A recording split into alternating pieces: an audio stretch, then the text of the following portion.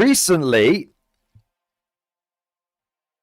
there was the Sheffield Super Major, 200 plus players, and it was won by Imperial Guards with combined arms. And the person that won the event, actually, after a couple of days after recovering, actually did a big write-up. And it shows some very, very interesting things. Very, very interesting things. I have to say, it makes me feel somewhat vindicated. Vindication! So what I want to do is basically go through this write-up game by game and pick out what I think is some of the most important things which were part of this journey. So what I'm going to do, guys, is I'm going to get a fresh drink. I'm going to have a quick wee, and then we're going to sit down and we're going to get into this. And I think there's some, honestly, there's some bits that I can wank myself off over, but there's also some new bits which I didn't fully consider, which actually have given me some thoughts for some new tactics. 7-0 at the Sheffield Super Major with combined guard. I finally recovered some energy from the weekend and decided to write a report for the 7-0 run at Sheffield Super. There's a bunch of people were messaging me asking for it. So round one, he was versus a guy called Steve, who was using Invasion Fleet Tyranids on Terraform. In this game, my battle tanks went completely ham, basically one-shotting every monster they looked at, and killing Carnifexes and Hive Tyrants in Overwatch. So he was running. This is probably a good time to have a look at his list, to be fair. So, combined Al-Ghaib. So he had a Cadian Command Squad, a Militar Tempestus Command Squad, and a Rogal Dawn Commander with Grand Strategist. And he had Ursula Creed. So we've got Ursula Creed plus Cadian Command Blob plus Cadian Command Squad. So we've got a Cadian Command Blob, a Scion Giga Blob, and then we've got a Rogal Dawn with Grand Strategist. We've then got two small units of Catachan Jungle Fighters, two big blobs of Deathcore of Krieg, a Chimera, 2 units of Tauroxes, 2 Kazakin going in the Tauroxes, and then a Hellhound, a battle tank, and some Scions. So it's not a one of those Catachan units is going to go inside a Chimera. It's not a particularly dense list, and I'm surprised he doesn't. He's got pseudo indirect fire via his Scions. It doesn't seem like a massive amount of firepower, but you have to kind of appreciate that, there is 2 battle tanks and a Rogal Dawn in there, and there's a Hellhound in there, and then there's two Kazakin squads. So there's a fair amount of it's like, and there's a Chimera with Catachans in, so it's like there's 5 tanks plus there's 80 infantry, 90 infantry. Yeah, fairly balanced. So going back to where we were. Killing, it depends what Carnifex we're talking about. If his battle tanks are killing Carnifexes in one go, that's kind of interesting, because they would, I guess you could, my thinking is, how are they doing that? But they're going to have lethal hit. They're going to have 4 rerolls to hit, combined with lethal hits, combined with the fact that you've got the Hellhound, which can remove cover from one of the Carnifexes, which I think puts them from a 3-up save down to a 4-up save. And the regular Carnifexes, they don't have that many wounds. They're not Screamer killers. They're the regular ones that can come in like squads of like 2 or some mad shit. And then you've also got the fact that you've got Fields of Fire in here as well. So either you can basically boost each tank by the equivalent of like 1 AP. One's removing cover, one's getting plus 1 AP. Or you can go full send on one tank and give it, plus 1 AP and give it remove cover. But it seems like his battle tanks were generating a lot of lethal hits. The Creebricks managed to pressure some terraforms, forcing him to come out at me. The Scion unit failed to kill 20 termagants, and I failed with a battle tank the turn after him letting him get 2 extra turns of primary and denying me. It was also early morning, so I did a bunch of stupid plays like Desperate Escaping a Hellhound on full because I was too sleepy to measure it properly and dying with a reroll. But he did manage to get the 77 to 66 win. So I think there's a lesson. I think the lesson learned from this game here is that the Scion Gigablob failed to kill 20 termagants. Now you might be wondering, like, what is the cause of that? But is it a big 10-man squad? No, it's not a big 10. Wait, 1 minute. It is. So it's in my opinion, it's because they don't have the rerolls to hit.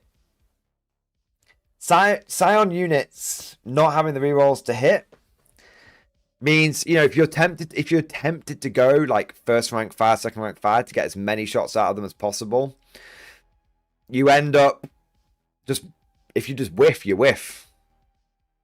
And if you're not on, if the termagants aren't on an objective, you're only rerolling ones, and the majority of your firepower is going to be coming from like majority of the shots are going to be coming from like hotshot lasguns and stuff. So I feel like this is kind of showing it's a bit of a death knell for the Scion Gigablob. If they can't pick up 20 termagants, what the fuck are they even here for? Yeah. The battle tanks seem to do well, though. The battle tanks did seem to do well, which is good. So overall, battle tanks were doing good into sort of medium-sized monsters, which I can understand with the amount of lethal hits they can generate and the fact that all the weapons are like flat damage 3 or like better. So yeah. So we go round 2 versus Daniel on World Eaters Purge the Foe. So Purge the Foe is kill 1, kill more, hold 1, hold more.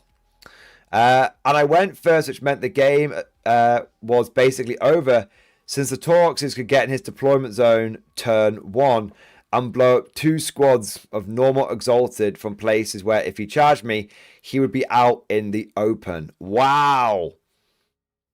So it's because the Tauroxes scout 6 inches, then move 12 inches with a D6 advance.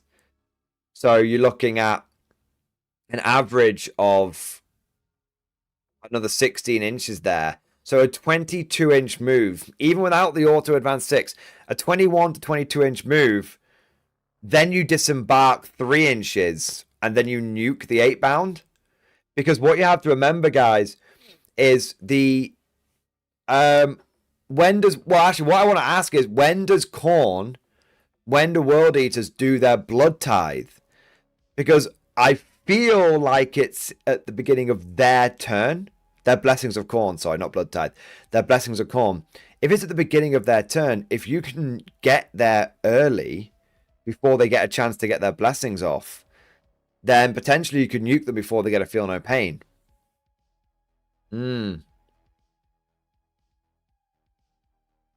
Also, it depends on how big these squads were. If these are 2 6-man squads of normal Exalted, I am phenomenally impressed at how well his Kazakin did. If these are 2 3-man squads, that makes more sense. So essentially what he did is he drove so that he was in rapid fire, not point blank range, just in rapid fire range of the Exalted, but not so that, and then a position where basically if the World Eaters come out and charge him, he's just stuck out there in the open. That's very good. Krieg, Bricks, and Katachans move forward in massive conga lines behind them to move block him. In his turn 1, he went for a Hail Mary play to try and fall back lock my stuff, but failed the Exalted 8-bound charge. Then in my turn 2, I killed everything except Angron, who died turn 3, and I tabled him. Holy shit. Holy shit, boys. That is wild. That is like actually fucking wild. I'd love to know what was in that list.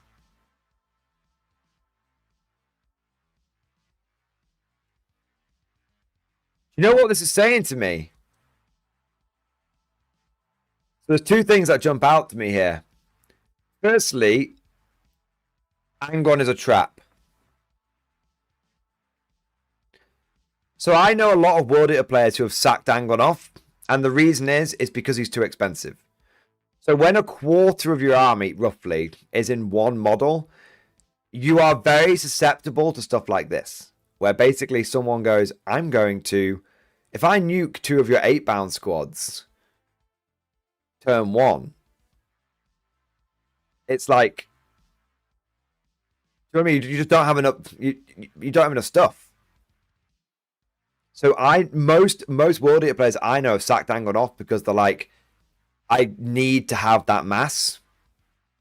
And I think what this kind of shows is we are in a very elite meta at the moment, but there is such a thing as going too elite. You need that redundancy. So Angron, I think this kind of proves Angron's a trap. I think this game could have gone very, very differently, considering this guy's got like a relatively balanced, but he's not like absolutely chonk full of like units. Do you know what I mean? I could build a guard list which has got a lot more units than this in it. What this shows to me is that like Angron takes up too many points, and if you take Angron, you're very susceptible to someone who can just deliver a 1-2 blow to you because you've not got enough redundancy in your army. Also, I agree with Zark 969. I think this shows that lethals are absolutely lethal. Lethals are absolutely lethal. Lethal hits are brutal. Yeah, 100%. Yeah, because it sounds to me like you had 2 squads of 8-bound, 1 unit of Exalted 8-bound, Angron, and then basically some shit munchers. I can really see that being the case. Yeah. I can really see that being the case. Because a lot of World Eater units are like a 3-up save, aren't they? Not even a 2-up save, like a 3-up save. So again, if we go like Hellhound on 1, reduce those down to a 4-up, and then you go Fields of Fire on the other one. Yeah. Okay, so yeah, World Eater, Angron's a trap, and Tauroxes with Kazakin in are good even if they're not inside. Even if it's not in Hammer, they're still good. Round 3 versus Scott on Blood Legion Demons. Taken hold once again. Well, it wasn't taken hold. I think that's a bit of a mistake, but taken hold. I went first at 20 Kazakins deployment zone turn 1 and killed the Bloodletters. Then he went full. Again, look at these Kazakin boys. Look at these Kazakin.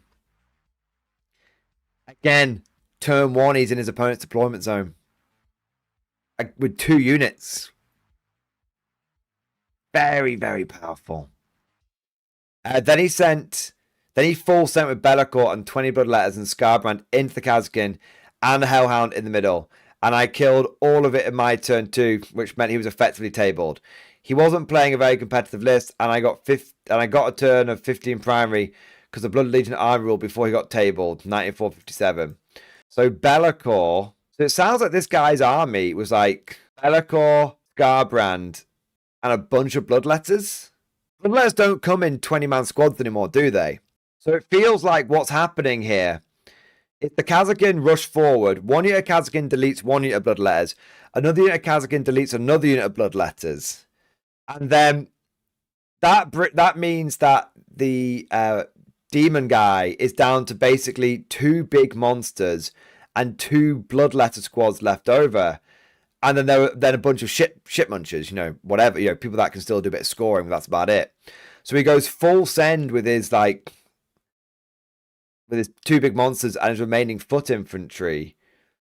But he was able to kill 20 Bloodletters and also kill Scarbrand and also kill Bellacourt. Shit, man. But the thing is, I can believe it. I can believe it because firstly, I can absolutely believe that this Hellhound overwatched him and did some fucking nasty, passy stuff to him. And secondly, I can absolutely believe, because there was 2 Krieg blobs being mentioned. 1 20-man Krieg blob will absolutely take care of a 10-man Bloodletter unit with lethals with spare change. 100%. Lethal's over there. Lethal's over there. Right. I've got 2 battle tanks. I've got 2 battle tanks and a Rogue Dawn firing at 2 big monsters. And I'm going to have some other firepower knocking about here as well. Got a Chimera knocking about here, which is going to get lethals as well. It does, to me, what sounds so crazy about this. And bear in mind, I've not been using combined arms for like 3 months at this point, so maybe I've just forgotten. But for me, what's sounding so crazy is like, it seems like how much heavy lifting is what, like 3 fucking tanks are doing? It's wild. I really would not, I would not have said that 3 tanks was enough. Not even close to being enough. I mean, yeah, you could argue it's 3 battle tanks and a Hellhound and a pseudo Hellhound, but still, I really wouldn't have said it was enough. But what's kind of maybe explains it is the fact that A, he's using lethal hits, not Hammer of the Emperor. So A, he's using lethal hits. And B, we're playing in a very elite meta. So if your opponent just frankly has less units, then you need less of your own units to be able to achieve some crippling blows. Meaning that I would have just a rollback. Yeah, I feel like that's the same thing for me. All this is melee armies so far. Yes, very, very good point, Peter Butchins. Very good. This really says to me, we've been going all around the houses. We've been trying siege and hammer and mechanize. But do you know what this list was at its heart? This list was infantry and tanks. Now this guy didn't have any artillery, but he had pseudo indirect fire in the form of the Scions and the Kazakin. This guy was going like, well, why the fuck would I bother with indirect fire when I can basically just achieve the same results from just getting round the side of the terrain? And what also I think this really shows here is the fact that because he was facing against a bunch of melee armies and he was able to deliver an early blow to them, he kind of forced a reaction. So when I was playing Recon, what I found was that my opponents generally had control because I didn't have the ability to put pressure on them, so I'd move up and then they'd smash me. But what I think this kind of shows is if you can force the melee armies to come out before they really want to, if you can force their hand, you can kind of just smash them. Because at the end of the day, that you can shoot over your own men, they can't charge through them. So round 4 was versus Phil on Crusher Stampede and Lynchpin. This game he had triple Norn, and I knew it was just going to be a stat check from the start. He went second, so I put my entire army out in front of him because his damage was very low with just tanks at the back. He moved out 2 Norns and a Maliceptor onto his safe objective, but due to corn deployment meant he was just out in the open. So in my turn, I activated 3 tanks into them, expecting to kill 1 Norn, and I ended up killing 1 Norn and a Maliceptor, as well as leaving 1 at half. That's crazy. I guess it depends on if his Norns were getting all the feel no pains yet or not. Maybe one of them was. Maybe out of 3, one of them was, but the other 2 weren't, so he just went for those other 2.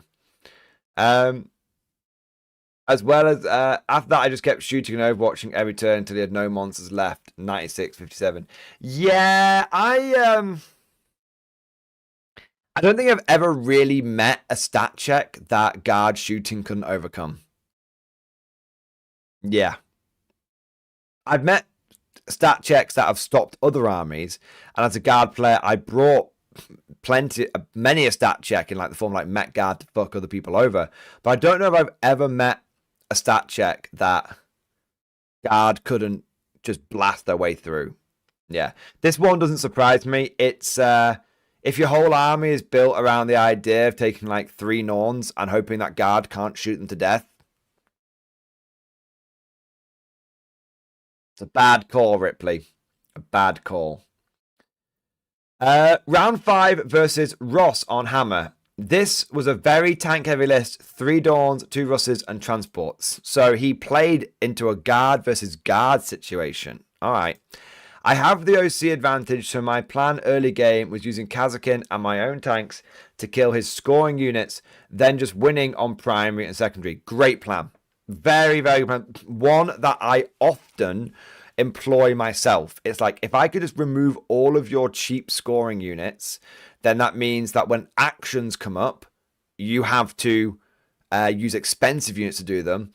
And if you move like a Rogel Dawn onto an objective, I only need 3 guardsmen to deny you that objective back at you.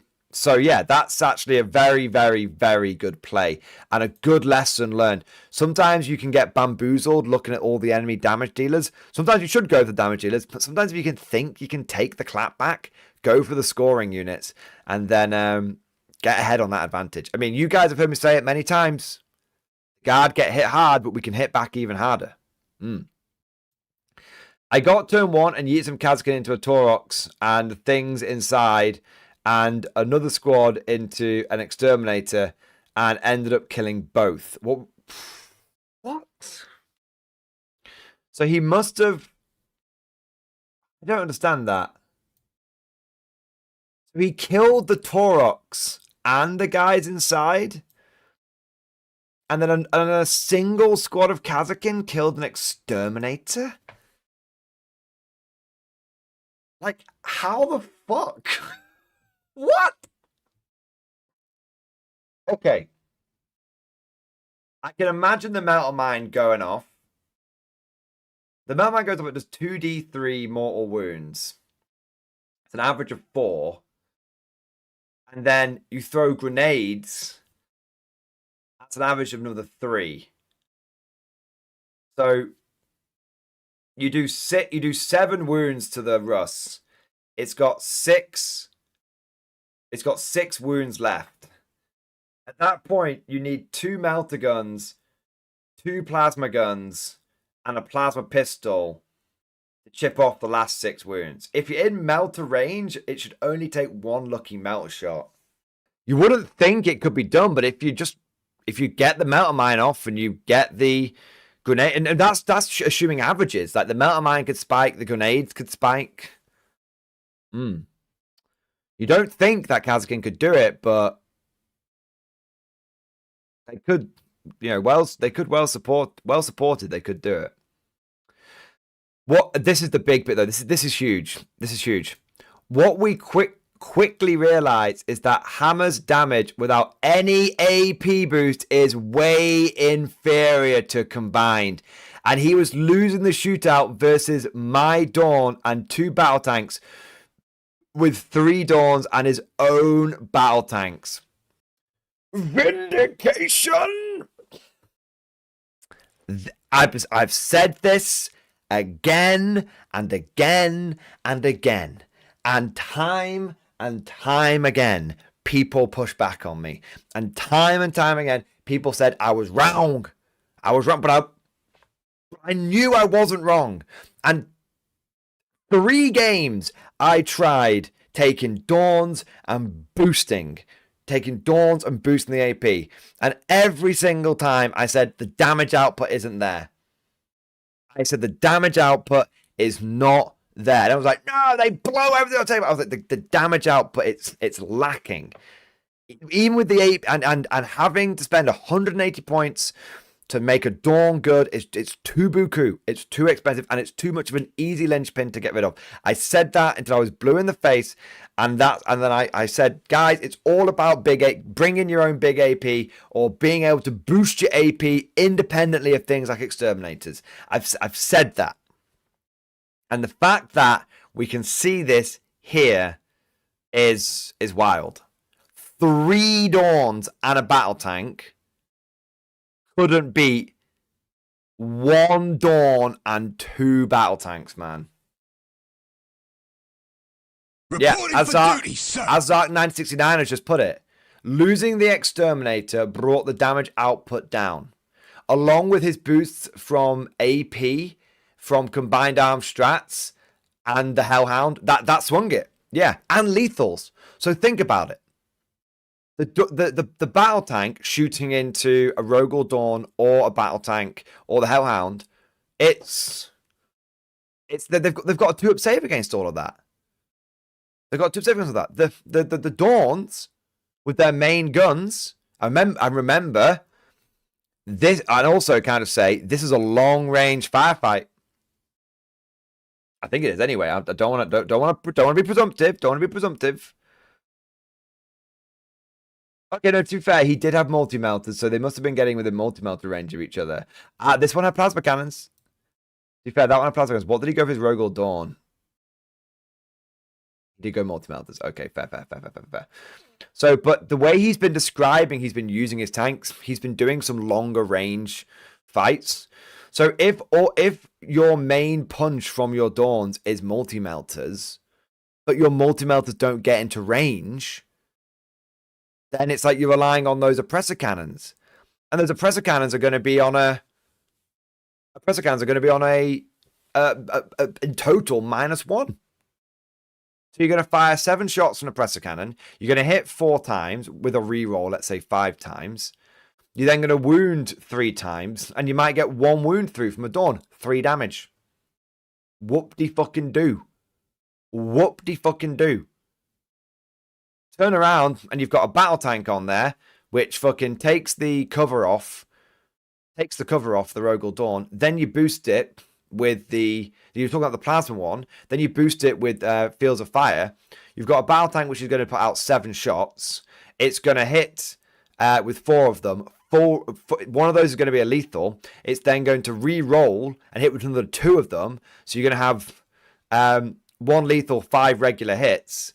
Then when you wound with those regular hits, you're going to get 3. You're going to get another 2 wounds there. So 3 wounds, and that Rogel Dawn's on a 4-up save. Well, that might be 3 damage, but if you get lucky, that could be fucking 6 damage. You've just taken 33% of the wounds off a Dawn from 1 battle cannon. 1 battle cannon. Then you've got the Lance Cannon, and you've got the Hunter Killers, and you've got the Plasma Cannons. I've said this, a battle tank, not necessarily a Lehman Russ battle tank. Oh, don't think the rerolls could have generated more lethals as well. But I've been saying this. I've been saying Lehman Russes can outshoot Dawns. I've been saying Lehman Russes have got more damage output than Dawns. And you all derided me. You all didn't believe. From this day forth, your faith in me. Once the Krieg started coming out, he didn't have enough damage left to deal with them, and I slowly outscored 93-50. There you go, man. Yeah, Zark 969. Just focus 1 down each time. I reckon the Dawn plus the 2 battle tanks on his side could crack open an enemy Dawn every turn, and the return firepower can't crack open one of his tanks. Not if he's on a 2-up save against the majority, 2-up save or 3-up save against the majority of the firepower. Yep. Rogel Dawns do not do enough damage. Rogel Dawns take damage. This guy right here relied on Rogel Dawns to do his damage output, and he lost a firefight against an opponent he outnumbered 5-3.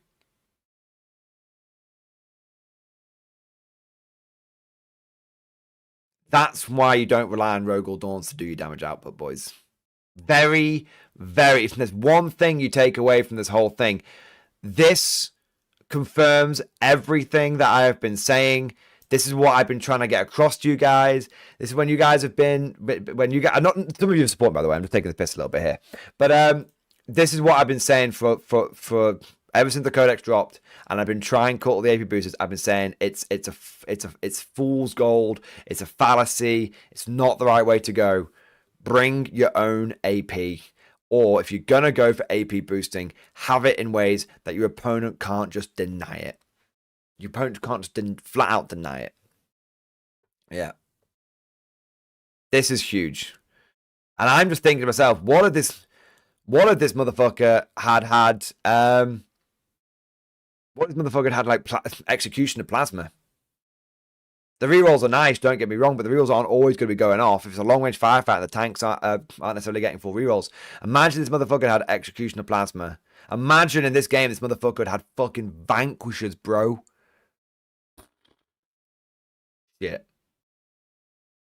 Shit, man. Okay, at this point, it's my first ever 5-0, and I was so tired I wanted to go home. But my friends all got me to stay. I paired into Josh Roberts round 6 and thought it was a loss, so at least I could go home. But little did I know I had 2 more games ahead. Gentlemen, F in the chat for guard. I guarantee you, I'm not even joking. I'm trying not to be salty, but I'm not even joking. We're about to receive some heavy nerfs. I mean, I'm talking we could receive sisters level treatment here. I would not be surprised. I would presume the next balance patch we get fucking nerfed into the ground. We get nerfed into the ground to the point where we don't participate for the rest of the edition. And I am not joking. For those of you who don't know, Josh Roberts is the head of the Games Workshop balance team. He goes to tournaments and plays against armies to get a sense, first-hand sense of what is good and what is bad. He regularly goes 6-1, 7-0. He does very, very well. But there is a bit of a coincidence. And Joshy boy, if you're watching this, I know and you know, there is a little bit of a trend that if an army beats him at a tournament, that army then gets some nerfs. Maybe that's justified because he's a very good player. Maybe that's justified. We know that this guy beat Josh Roberts because he went 7-0. Josh, show mercy. Show mercy, man. Come on. Show mercy. Guard armies already feel very, very expensive. Show some fucking mercy, man. Please. Please. Oh, my God. Oh, my God. We've probably got 3 months left in us before we have to sit out the remaining 6 months to 9 months of this edition. Jesus Christ. So bolt action.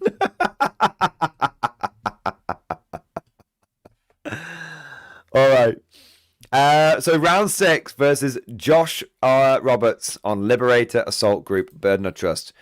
This was for me one of the best games of 40k I ever played. Since I thought I had lost, I just played my full aggro playstyle with no care if I win or lose. I went first and staged everything aggressively while mood blocking him from shooting back with a chimera full of catachans. I also strung out 4 Krieg squads, 4 Krieg from the wall to touch an objective and put out a catachan in the middle with take cover to heroic into with a 20 Krieg brick. From turn 1, Josh had to respond to all this pressure and start giving me units. So this is a very, very, like, I love how this guy's like accidentally just fucking unlocked the Da Vinci Code of like beating like assault armies. Assault armies can be very difficult for guard to deal with because often they put the pressure on us. What's interesting is assault armies don't like the pressure being put on them. And so what this guy's doing with his full aggro playstyle is he's putting the pressure there. And then the very elite, because we're in a very elite meta, the very elite armies have to come out. And this guy's got just, and I mean just, I think he's very much on the edge of not having enough units. But the guard guy has got just enough units where he can trade relatively okayly. So he has, so what the assault army wants to do is send out a few units at a time to keep you back and to keep basically doing staging, doing multiple waves of stage and then attack, stage and then attack, stage and attack. If you get them to start attacking you from turn 1, they're missing out on staging and they're taking damage very early on. Damage often they can't sustain. The 10-man jump back intercessors went after the Krieg, but since they were strung out and he rolled a huge charge, it meant they died to the charged mortals, and the jump back intercessors had to go into the Torques instead. Very interesting. That's curious use of the assault rules there, but that does make sense. He charged the middle with the 3-man blade guard to kill the Catachans, and I heroic to steal the objective away and scored it. So the jump back intercessors charged the Krieg, killed too many of them to actually get into combat with them. I had to go into a Torques instead. The Blade Guard then charged into the Catachans, but he heroic intervenes with the Kriegers, the surviving Kriegers, to then get too many bodies on the objective so the Blade Guard can't physically flip it away from him. Genius. Actually fucking genius. This guy's a good player. After his, I mean, obviously he's a good player, but that's something I never would have thought. That's a very, very good trick. After his turn, I just reset back to neutral, kill everything he sent out, and tried to get him to commit even more resources into my units in front of him.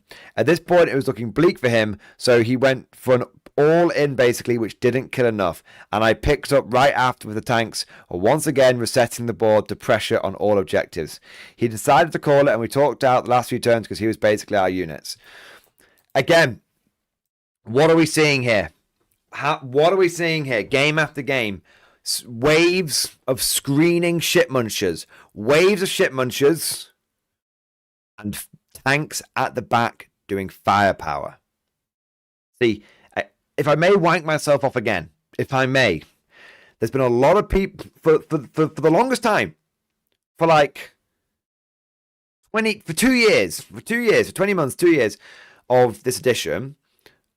I've been using my tanks in a fire support role. Infantry go up front, tanks blast behind.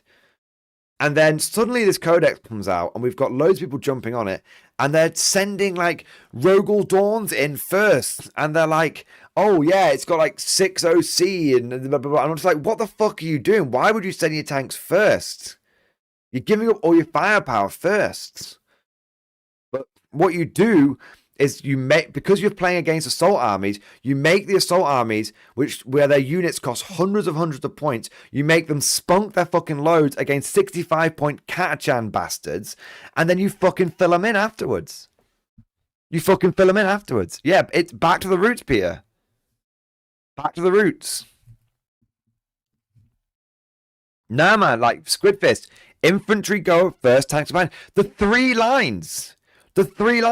You've got your first wave, which consists of basically all sacrificial units, which you expect to take 100% casualties. You've got the second line, which consists of half fire support, half shit munchers. You expect to take 80% casualties. And then you have the third line, where you have all of your tanks and your final, if you've got any command blobs, they can start pushing forward onto objectives. The 3 lines, baby. People can break the first, they'll cripple the second, but they can't stand the third line. Which is exactly what this guy is describing. Puts pressure on, takes casualties. Next wave comes out, takes casualties. Third line comes out, blast, blast, blast, blast, blast. Excellent. The 3 lines. I've been talking about this shit since fucking 7th edition, and it still fucking works.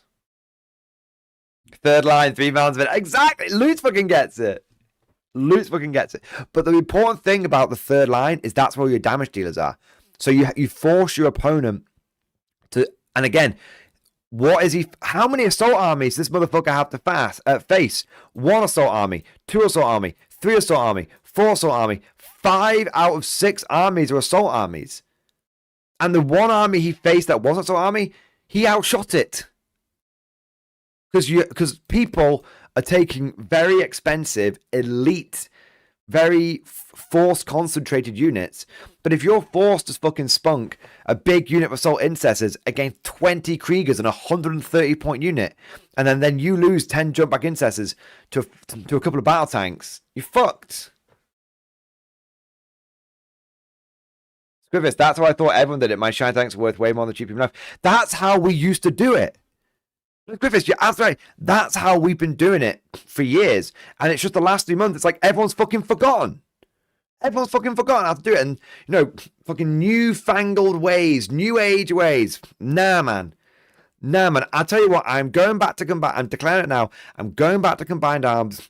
I'm going back to waves of infantry. I'm going back to leaving rust spam. Fuck Rogel Dawns. Fuck elite infantry. Apart from Kazakin. Fuck trying to be too clever about this. I'm having waves of infantry. I'm having loads of tanks. And I'm going to have some artillery or some pseudo-indirect fire. That's the way I'm going now.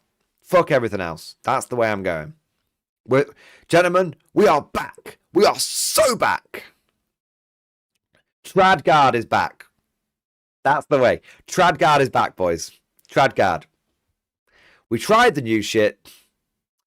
We're not Tau. We don't innovate. We're not Marines. We're not fast and reactive.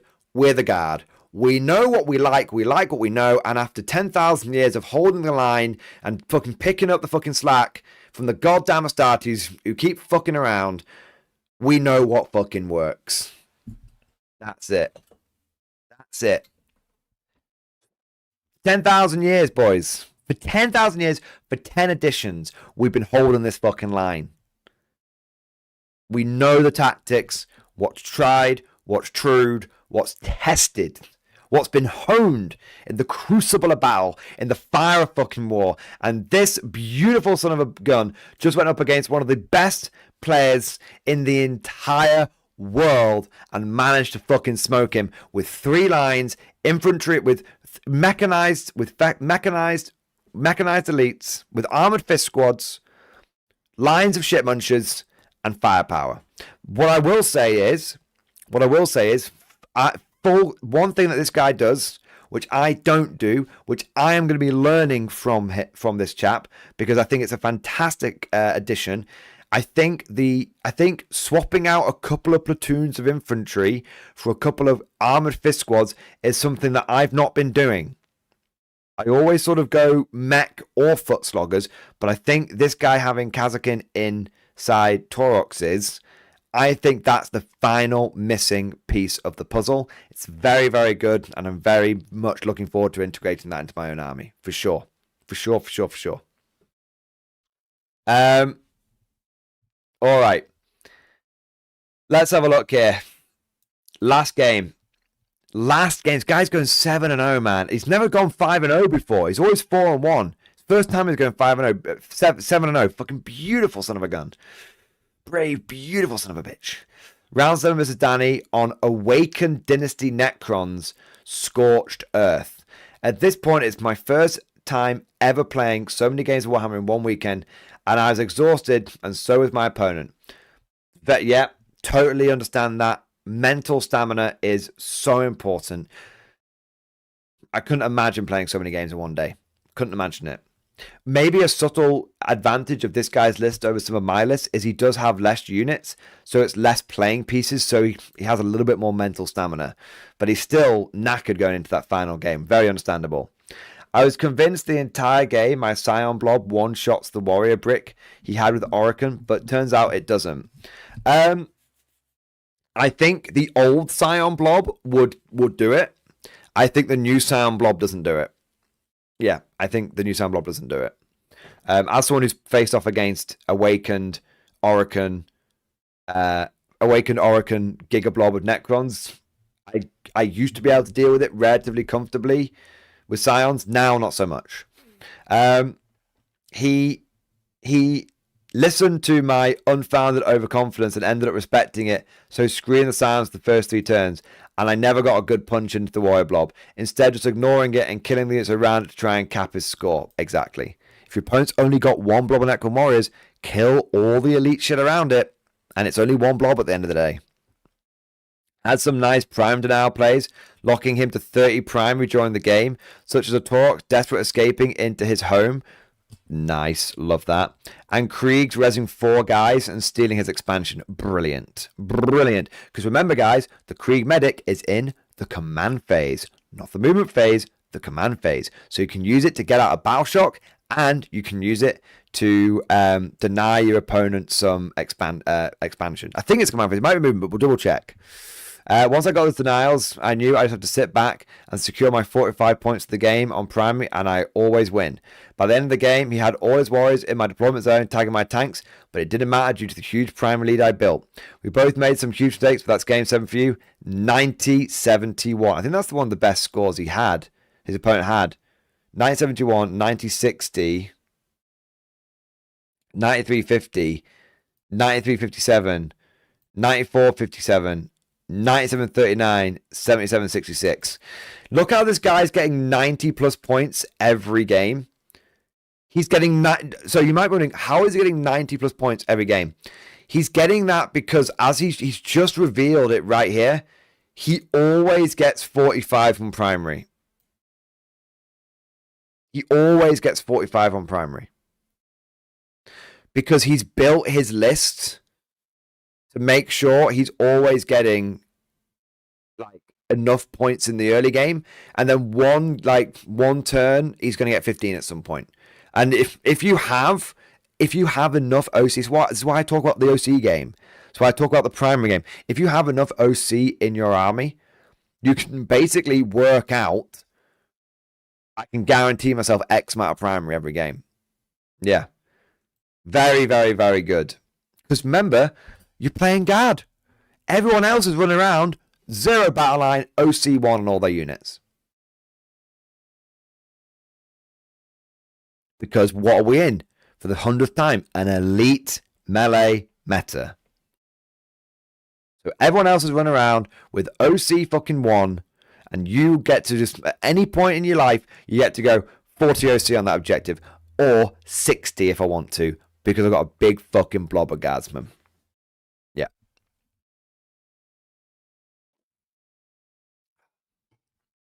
There we go.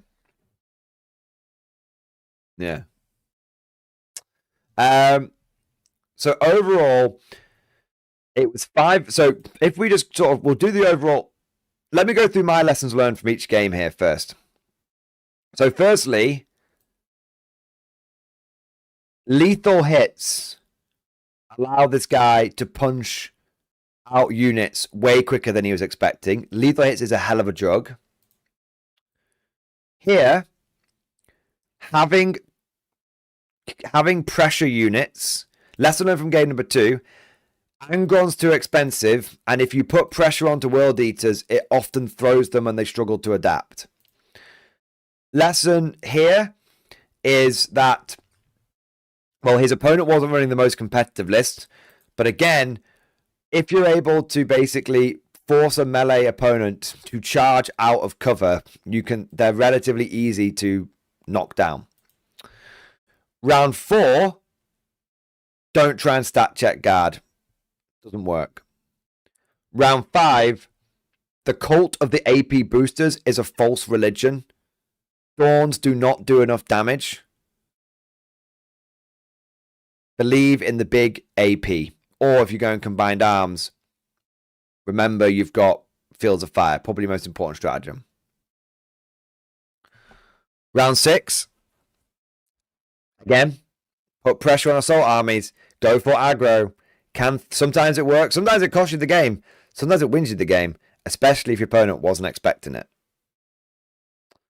Also, very, very, very clever play with Heroic. Don't forget, you can use Heroic Intervention to get primary. Kind of crazy, but it can be done. And then round 7 here, if you've got a game plan, if you kill your opponent's scoring units, then often you can lose a lot of models, but win on points. Let's have a look here. Overall, it's my first ever 5-0 and also my first ever Super Major win. Vic VJ also went undefeated. Vic VJ is a fantastic player, but I scored 8 extra points over the whole event, which is very, very good considering you got a 77 win there. At the start, my goal was to go 4-1, but I had a good stroke of luck with matchups and knew all the deployments really well to extract those efficiencies from my arm without thinking due to practice. So 2 things to jump out here. Practice, practice, practice. This guy clearly has got a lot of reps with his list because after game 1, after he was a bit sleepy, he wasn't making any mistakes. He was making the right plays into the right armies consistently, so he was doing very well. The other thing that I think is worth noting here is he did have a string of good matchups. I really wonder and worry how this would do into Custodes.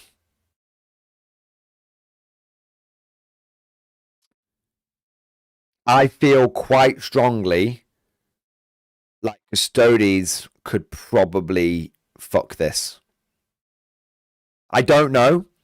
And I would love for a comment on this from this guy. And we'll check the comment section in a moment. But I feel like Custodes, there's just too much 2-up. And there's too much feel no pain in there. And now Custodes do a lot of damage as well. I wonder if Custodes would be the kryptonite to this. But he didn't play Custodes. So there we go. This really helped cut those top games because I was doing things without thinking about them, just following mechanical instinct. Like if I got instinct, fuck Math Hammer, go by instinct. I played Nassim's list and it was really great, but I would definitely cut the Scions so they didn't pull their weight all weekend. Yeah, Scions are too expensive. Scions are too expensive. He has a little extra bit here. So someone goes, congrats, guard. Sure, it's nasty, but it's certainly a lot of skill to go up against all that and emerge on top. GG on sticking out for 7 rounds. I'm not sure my bro would handle that. Anything you'd change about the list or just settle on combined arms? I would defo change the Scions if they never even close earned their points back the whole weekend. And defo sticking to combined arms for future events. And then he was like, if it's always on C, share sentiments, he's better at the game than me. Sounds just too expensive for the one-off activation. Yeah, I've been saying that it's too expensive. Expensive. He says they are very good. They run for that target. This entire event they were shooting at tanks and monsters or cheap infantry. Quite match dependent to get their value. Yeah. Dave's on the home is basically winning with his movement phase, which is high skill. Yep. Movement wins games. Movement wins games. Didn't get home until 3 a.m. Fuck, man. UKTC terrain. It's a little bit more open, so you can shoot the fuck out of people. How do you find the Nids match Germany? Just screen out everything with guard and blow away the monster with tanks. They don't do much damage. One shot their little scoring, so they have to play the game with monsters. After that, you charge them 60 infantry, they're stuck there the rest of the game. The tanks actually shoot the monsters as well. Yeah.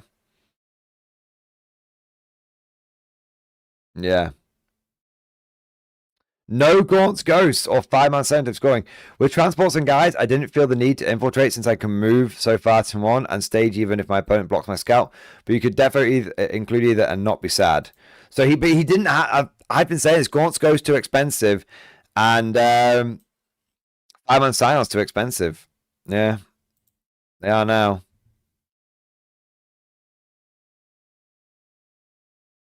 You mentioned in round 5 that your opponent lacked damage output in Hammer due to lack of AP. I'm curious if you think it's just with how due to built his list, to the matchup, or with Hammer in general.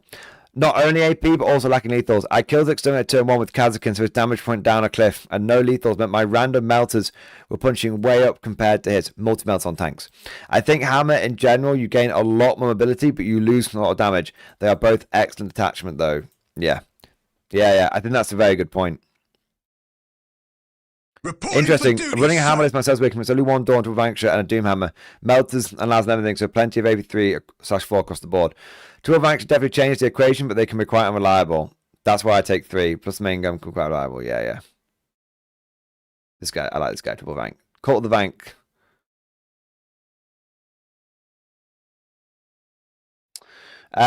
Congratulations on your victory. It seems like your focus was identifying what was more important to take out first. The threat or the scoring. How do you determine this? It comes down to practice against each army. For example, against guard, I knew if I take out the exterminator, stops being able to kill me. But against turns, if I take out the scoring units, they have to put monsters who hate getting charged into objectives. Also depends how opponent deploys and what he gives me early game.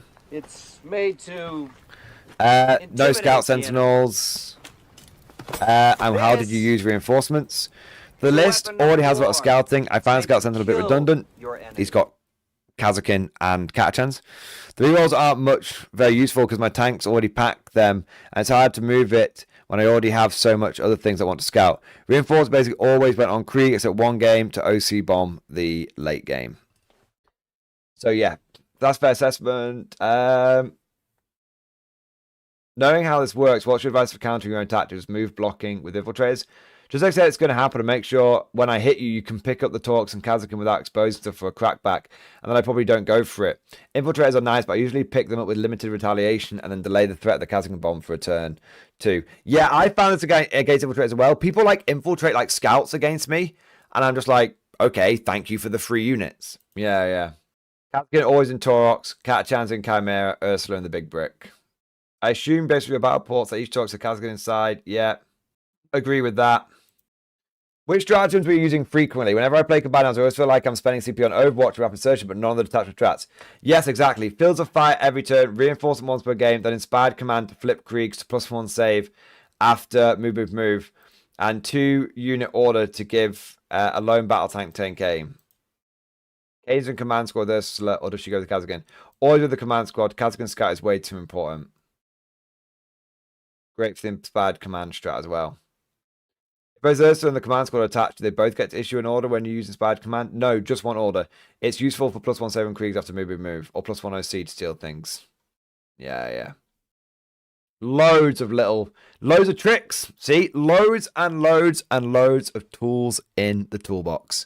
Very good write-up. Very good list. There we go. So well done. Well done to this absolute mad bastard. Let's find his name. If I can find his name, actually. 1 minute. I don't have his name, unfortunately.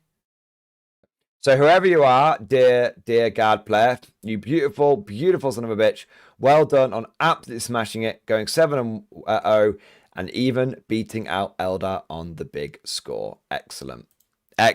Many important lessons to be learned there, and I think a fantastic display of, we've all been trying out these new things, but Combined Arms is probably still the best thing.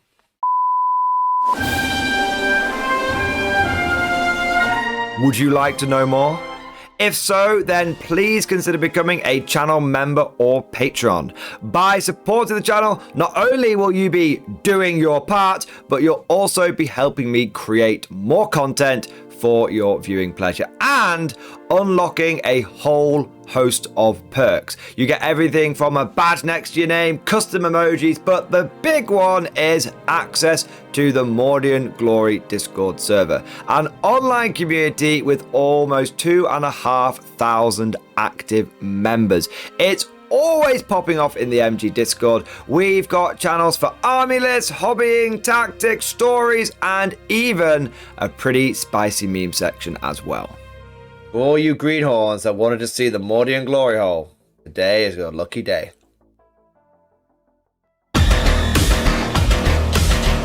And joking aside, I do want to say a massive thank you to all of the current channel members and patrons. You guys are amazing. Truly the lifeblood of the channel. I could not do Mordian Glory full-time without the incredible and generous support of my members. So thank you guys so much. And last but certainly not least, I want to say a personal thank you to all of my top tier Patreons. These are the War Masters, the people who have truly gone above and beyond the call of duty.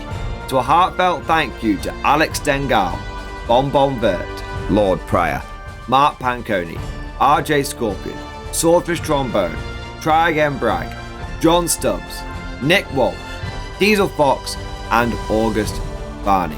Seriously guys, thank you from the bottom of my heart. Your support is incredible and it makes a huge difference. Thank you so much. That's all for now. Hope you've all enjoyed today's video, and of course, as always, see you guys next time.